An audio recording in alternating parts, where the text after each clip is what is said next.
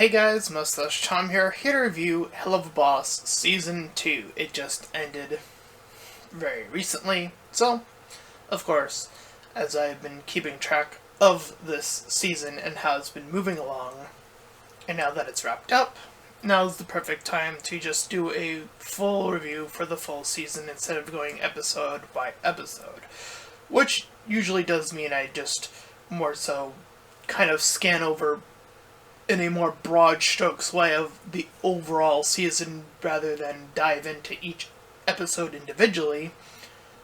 But I digress. So anyways, Season 2 deals with a lot of the more intimate relationships between Stillness and Blitz here, as you can see.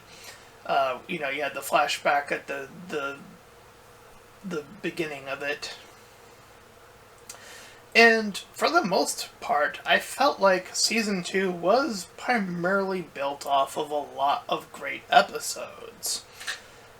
And I've seen a lot of other people's content revolving around what people generally think is like the weakest episode, and from what I have observed so far, it seems to be that camper episode, the one where Moxie and Millie go to the camp and then Moxie dresses like a more femininely and takes on a persona and wants to do it his way, and like she's already has like the answer, quote unquote, and so on and so forth.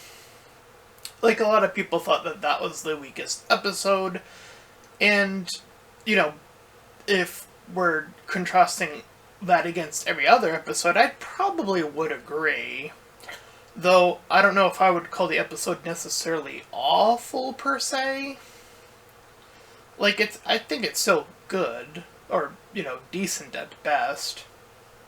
So, at the very worst of Helluva, this is still extremely talented for an independent show.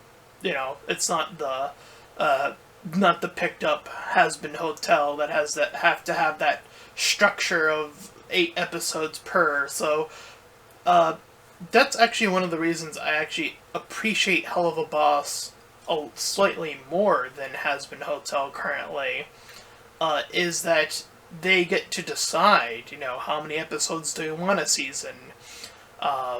They make the rules here. And, I know, I would imagine that Vivzy Pop would only bring in, like, the most talented of talented people. Broadway, everyone is, in that realm.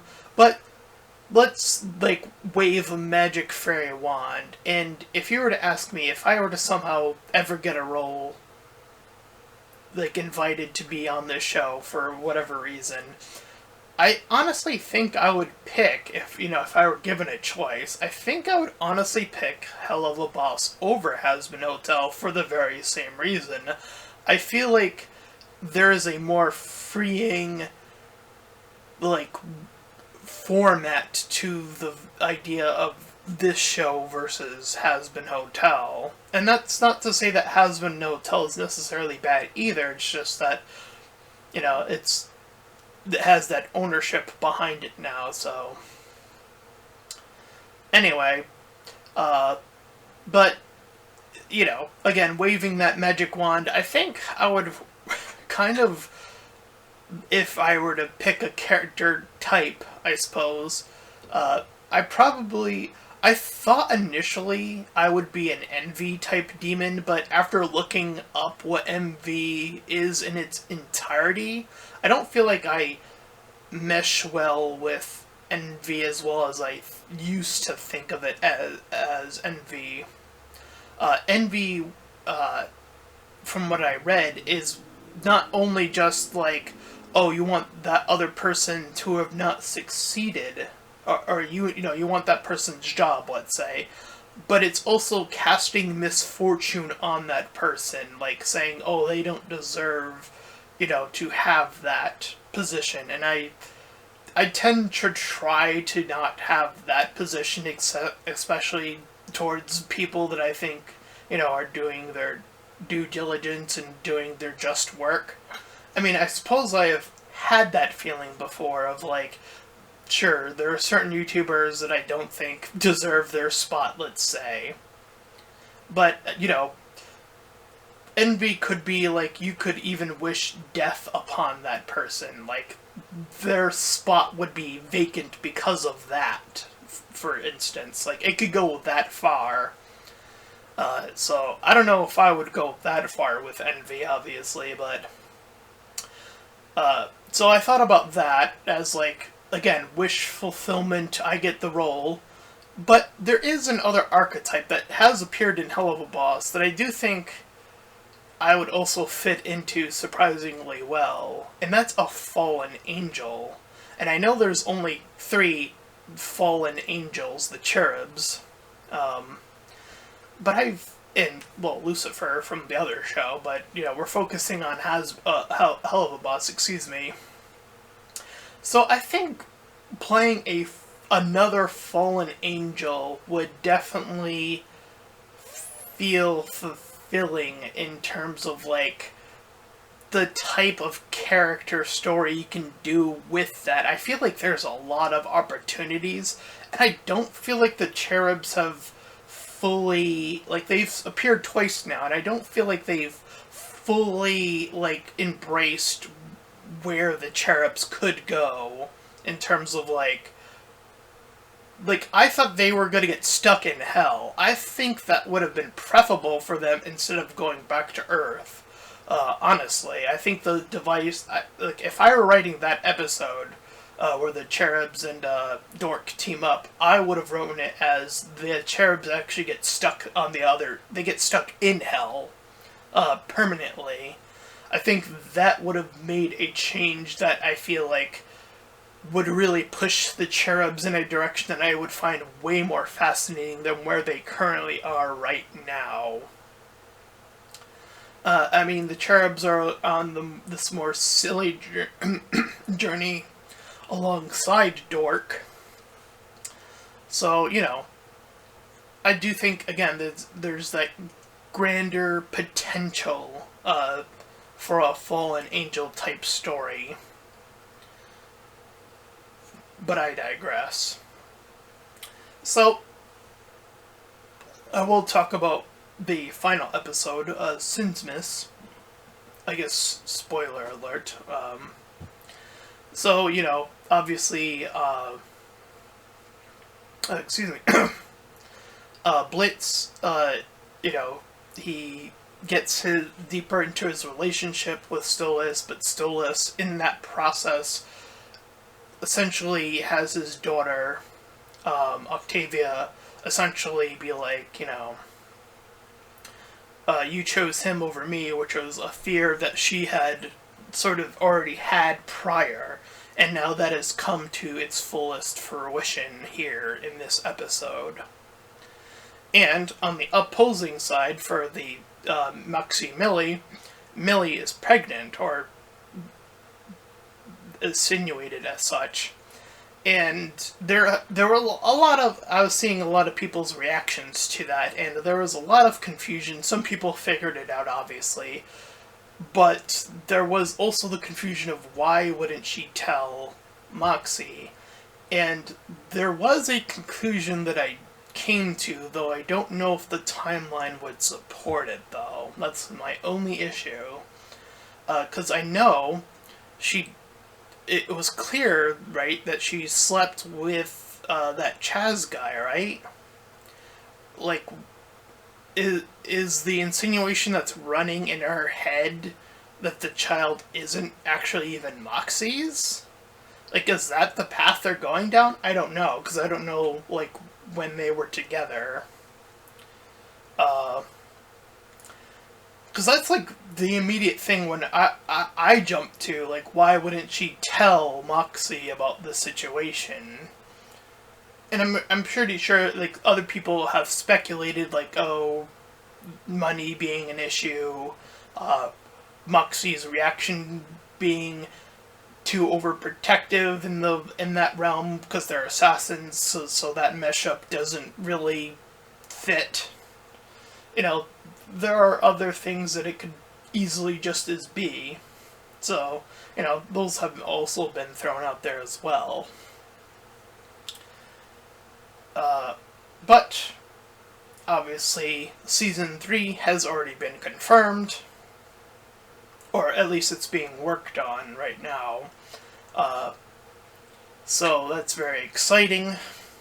And yeah, as a full package, I will say again that Helluva Boss is a high standard of a show. I think it's fantastic when you just look at everything it's been able to put together in Season 2. Like I said, its lowest dip was still decent at best.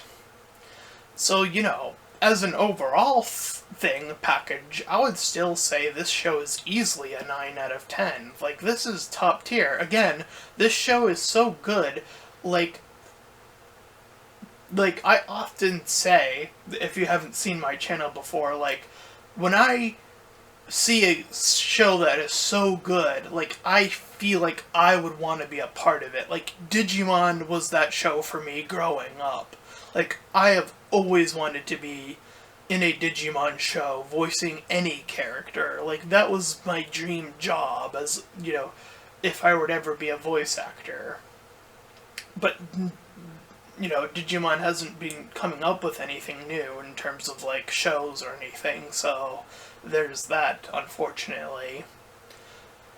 But yeah, Helluva Boss definitely fits that mold. Like, it is so good. Like, God, I wish I had an opportunity to be on this show, you know. And, you know, I don't think, again, VivZ would ever give somebody new a chance. I highly doubt it. Like, everyone that's appeared on this show has been, like, this top-tier person. And, you know, fair enough. I can't even complain about that, really. Though I did see a trailer of another movie. I won't even, you know, I usually don't talk about trailers, but it was something I had not seen in Hollywood in such a long time, and it put a smile on my face. It genuinely did. It said, introducing this actor, and I was like, fuck, where has that been? Where has that been in trailers? Like, I honestly can't tell you the last time I have seen introducing a new actor or actress. Like, holy fuck. Is that just, like, mwah. I wish there were so many more of those, you know, in our day and age, but you just don't see it. And you know what, I'll say what it is, the Karate Kid Legends movie, they're teaming up to the legendary, martial artist, and they're going to teach a new student, and an actual new student as in a new actor too, who happens to be a martial artist on top of all that, so that's, like, really, really cool. Like, damn. So yeah, like, that's fantastic. Like, I love to see that. You know, I really wish there was more of that, generally speaking. But, you know, this is her show, so high bar is going to be high. So introducing new actors or actresses does not seem like it fits VivZ's vision for voices for any new characters down the line. At least to my knowledge, again. I would love to be proven wrong, even if it's not me, but hey.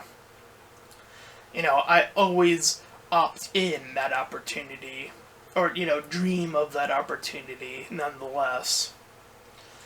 But, yeah, this is easily a 9 out of 10 show, Season 2, anyway, separating it from Season 1, so I don't remember what I gave season 1 in terms of a score. It's been a while since my review of it, so I think I'm giving this a generally higher score. And I do think that Helluva Boss has definitely found its footing. And, I think that there were generally some complaints about, oh, the show was called Helluva Boss. Why aren't they doing their jobs, like, way more often? And I find this criticism, again, so baffling. Like, how many shows actually follow the naming convention of what it's called? Like, to me, that just doesn't fit.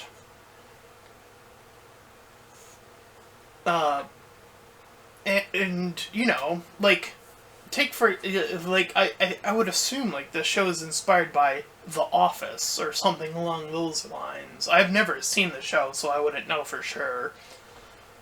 But, like, a show like that would probably, like, a good chunk of it would probably take place, well, in said office. But scenes outside of that, would people necessarily complain if it helps build up the workers within that office? Like, it's still tangentially related to the thing that we're talking about. So, when you're talking about one Helluva Boss, that being in this case Blitz, you want to know, well, who's employed under him? What are their daily lives? And that's actually the focus of the show when you actually boil it down. That was made pretty clear pretty early on when, again, the assassination mission sort of dipped in terms of, like, how much episodes were dedicated toward that. And let's also just be real. If every episode was like that, we would kind of get tired of it, wouldn't we? Like, if every episode was just like, up here's another mission, here's another group, here's another thing you have to kill, and every episode was like that, it was like, yeah, that would kind of get pretty boring after a while. So having that focus on character and who is in this world, and even how this world functions, and actually delving into the classism, like the other themes that sort of attach itself to this world, as we have seen primarily in the latter half of Season 2, to me, that really helps build, the idea of, like, yeah, not only is he one hell of a boss, but he's in quite a unique position. Remember, in the trial episode, he was the first demon to live, according to the little article thing attached to that. Blitz is a bit of a rarity now, in terms of, like, being unique in that regard. He's a first of something. He's the first imp of something, which is probably, pretty up there, and I don't think a lot of people kind of, like, they thought, they got to, like, the classism part of it, and they're like, okay, now that's finally being addressed, but I'm thinking, like, oh wow, like, he actually, like, set a new precedent of, like, what sets him apart from every other imp, within that context, within the realm of this classism. Like, he now stands out within that world. Even if certain characters still undermine him, like in the last episode, the Elsa Queen guy, I forget his name off the top of my head, I didn't write the notes for this. Obviously, I'm more riffing on, or just, like, sort of going off memory here.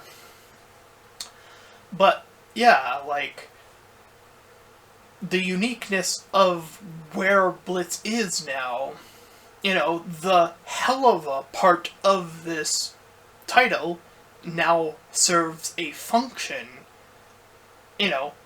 One Helluva Boss.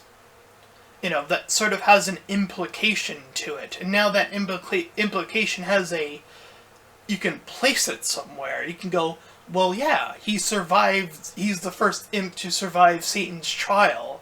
That makes him stand out. That makes him unique from other imps in that regard, as I just mentioned. So, I think that episode really serves way more of a purpose, just outside of, like, the obvious shift of, like, you know, Stillus losing his abilities for the 100 years and so on and so forth.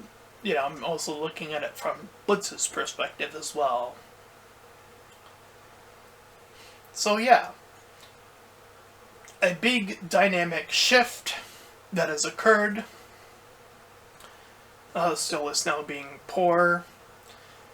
He will now be working underneath Blitz for the foreseeable future in Season 3, likely. And seeing how that relationship with Octavia will be pushed and tested in different ways, perhaps. I mean, it seemed at least clear enough that she doesn't appreciate what he did, but she also doesn't pretty much like her mother either. It seems like she's not acknowledging that part of herself yet.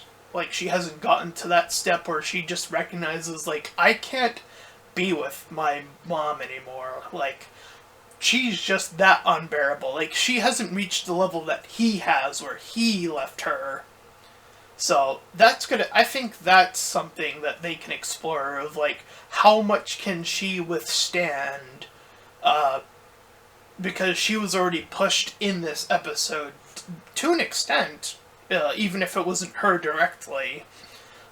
She still heard her mom laughing at the idea that, we're keeping the phone away, ha ha ha, and the whole bit.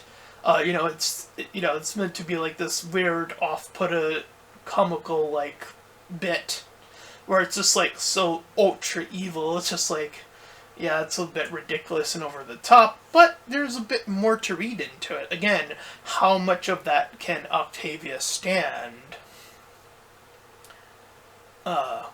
in her current condition? And she still has powers, as we witnessed in the final episode, so will that come into the factor of where she ends up?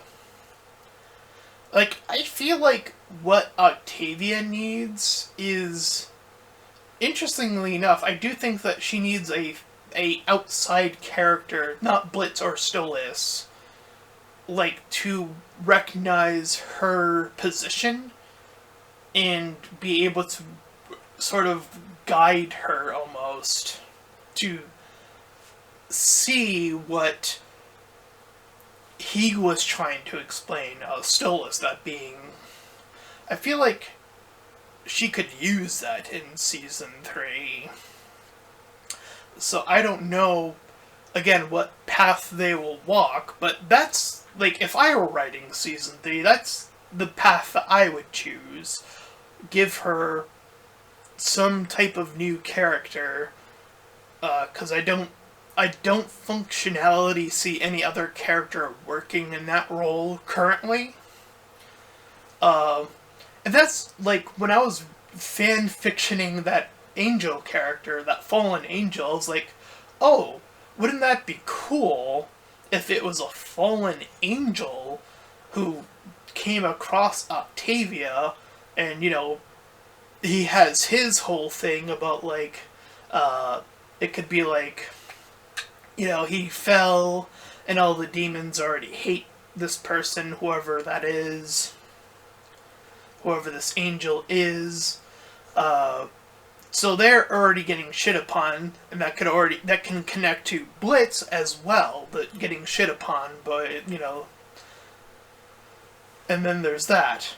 But there's the angel aspect, and that's the part that she comes to respect about this individual, is that guidance is sort of forged between heaven and hell. It's not strictly heaven, which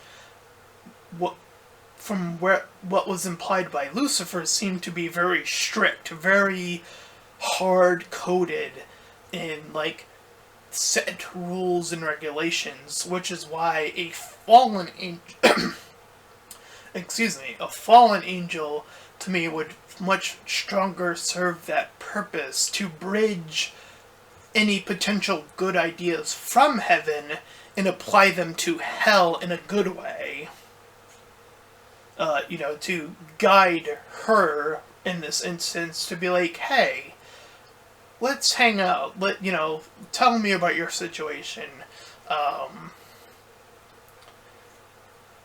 Recognize, like, okay, if it's Blitz you hate, the idea that Blitz stole us away, which is sort of what it was implied through her song, then why not talk to Blitz? Like, she's been around Blitz twice now, but she's never really talked to him.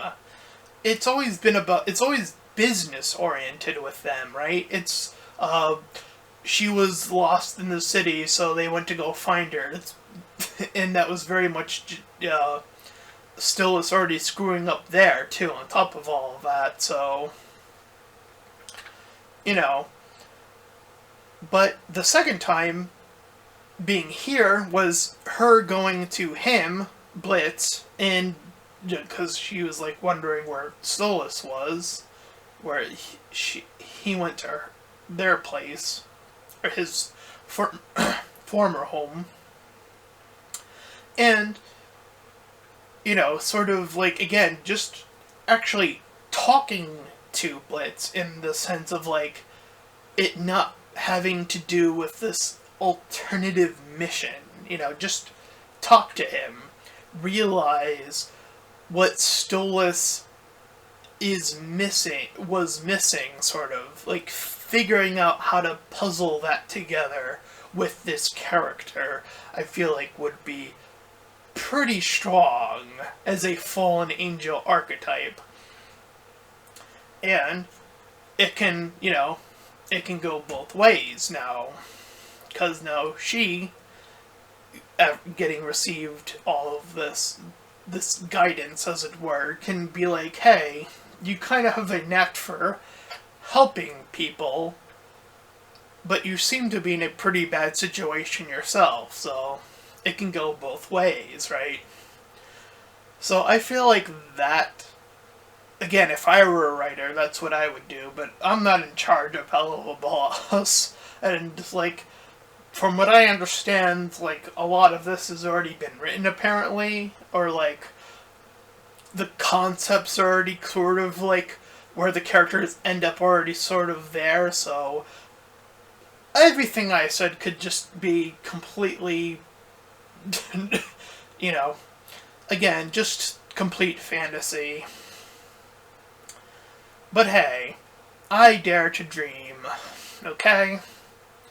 Anyway, so every episode, pretty strong, as I said, 9 out of 10, as I said. The music, which I will add before I finale my way out of here, I feel like when certain people review this show, or any musical for that for this instance, I feel like a lot of people forget that when you're doing music, that's also writing.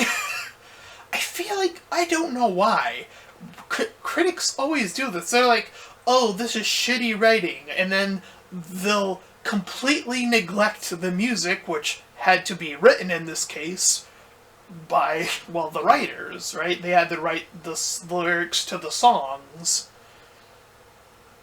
So, I never understood this criticism, like, where people say, like, oh, the writing is bad. It's like, well, are you also paying attention to the music? And they never, ever bring it up. Ever. Every single time. It's like, huh? What are you talking about? Anyway, so this was able to be better paced than, say, a Has Been Hotel, which is why one of the many reasons I like this a little bit more than Has Been Hotel. but, you know, I'm encircling my points again. So that's where I'll call it. If you ended up enjoying this review, then please feel free to like, comment, and subscribe. Also make sure to check out those links in the description. And one will head you over to my petition to help out smaller YouTubers, second to my PayPal where you can help support me and my channel directly, and third to my Discord server where you can join, collab, shill, do all that cool stuff for free. And until next time everyone, bye bye.